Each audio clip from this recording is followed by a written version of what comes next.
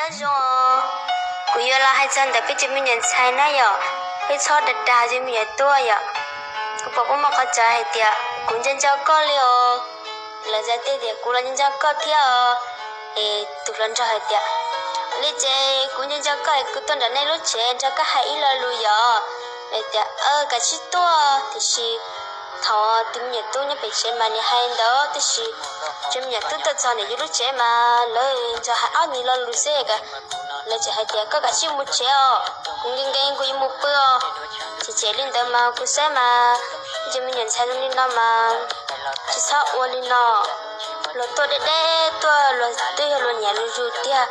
rồi cái list tôi rồi chỉ nhà rồi chỉ tôi rồi thì đan tu món tu chọn tu rồi ô chó đã chọn rồi tôi sẽ rồi chỉ nhà rồi là dùng cho là hai ít là luôn đến đây dùng mà đi một bữa sau rồi nó bây giờ mình nhận sai nào. Đây là tôi của hôm qua.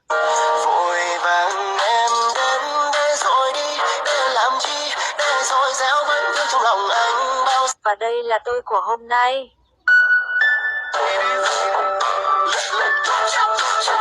Đây là tôi của hôm qua.